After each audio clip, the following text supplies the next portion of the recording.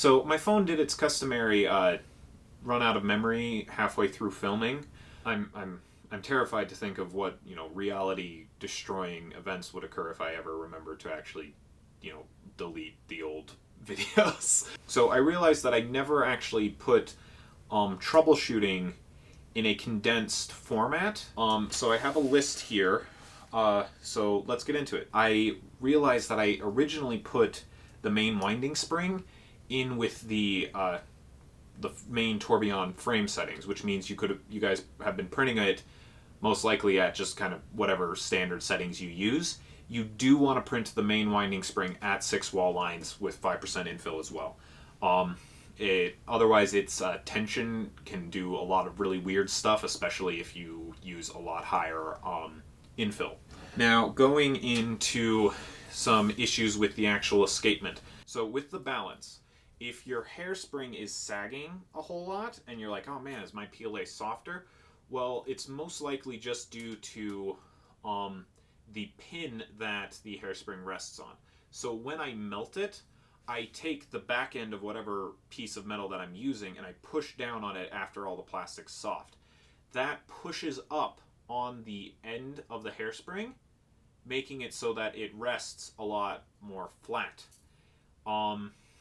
You do want it to be relatively flat though, because its sagging can mess with its performance a little bit. Moving up to the pin itself, if there are any sort of like little nubs or like stringing remnants on it, those can catch on the fork and stop the whole thing. So you're going to want to make sure to scrape all of those off, and that the cylinder that the fork rubs against is smooth all the way around. Now, as far as the balance wheel goes, if you look at it and when it's running, it's wobbling a little bit, that can be okay or it can't be.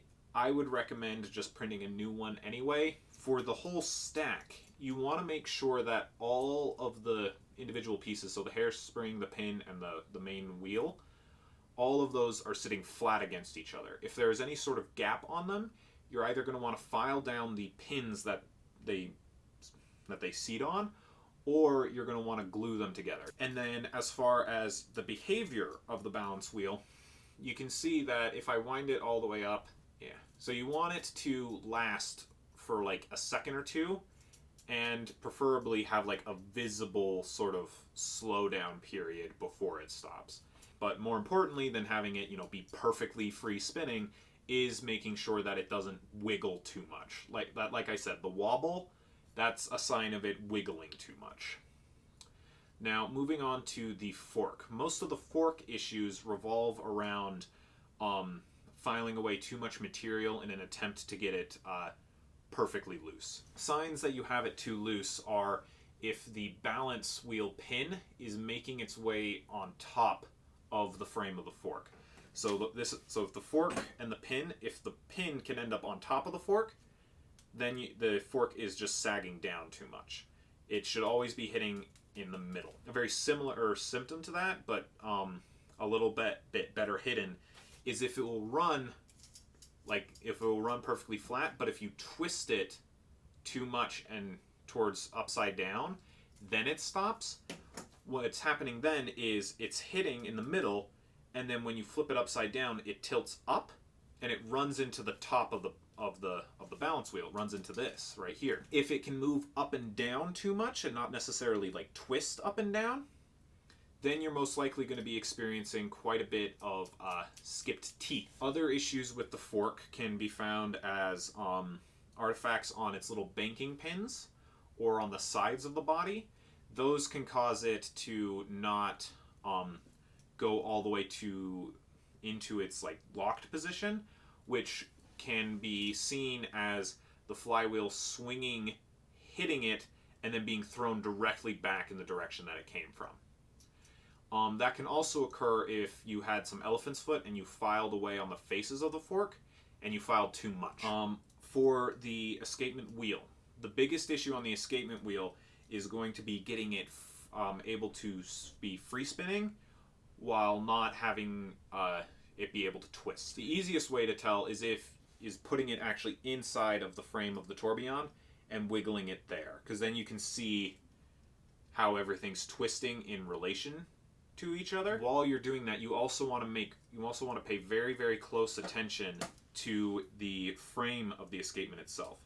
If it's popped out, this is kind of exaggerated, but if it's popped out, that wheel is going to be able to wiggle around a whole lot more. You're going to want to either like glue it, put some tape, or melt like the very surface of the seam to hold it in place, something like that. Other issues that can be found on the escapement is this little lower lock pin right here.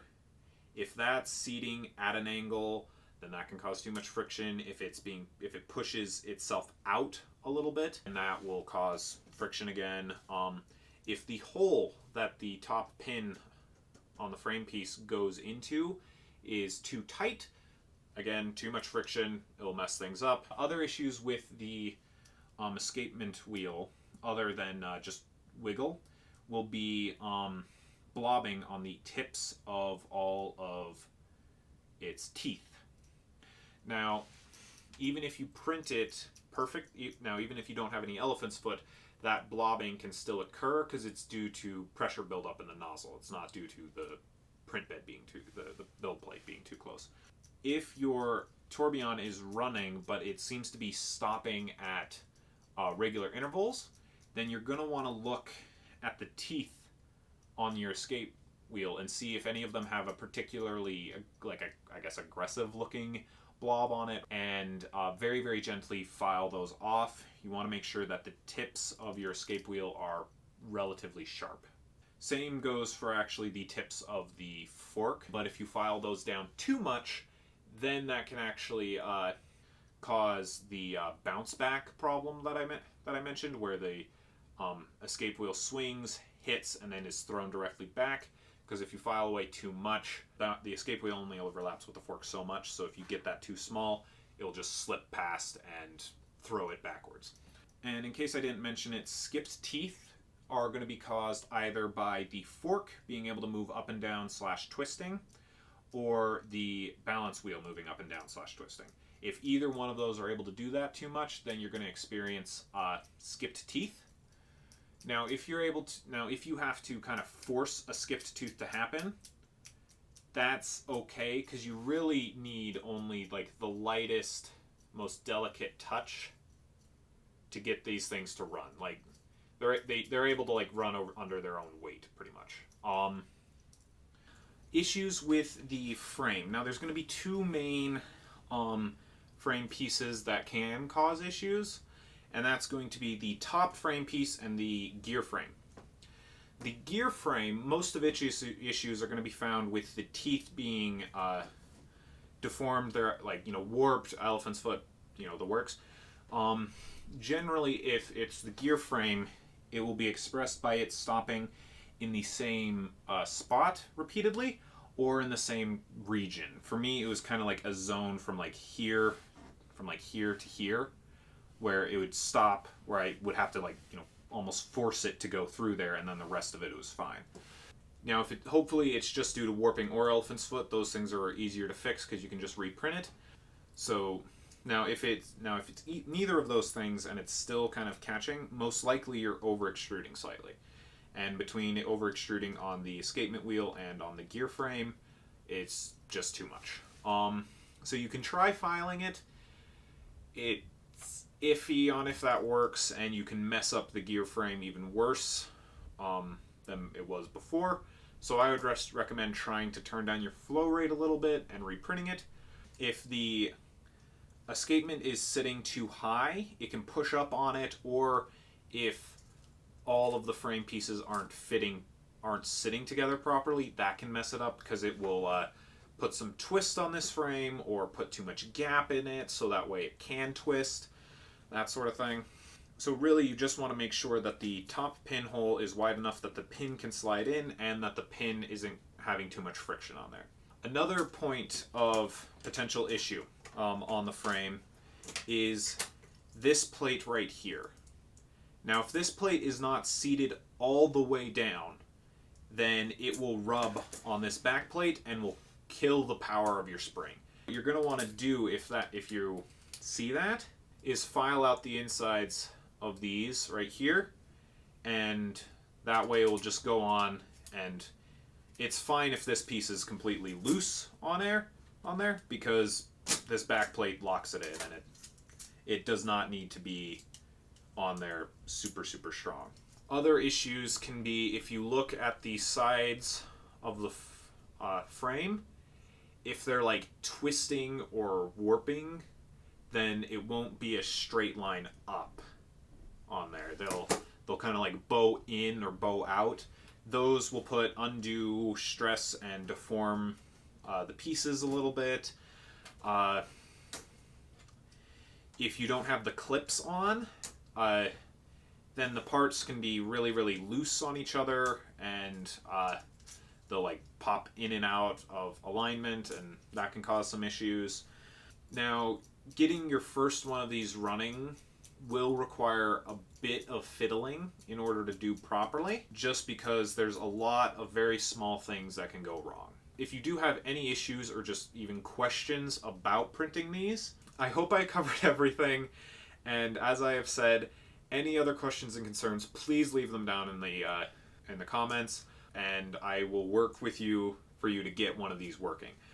Consider subscribing, and that will keep you up to date on any more changes that I make to my tourbillon, as well as any future projects.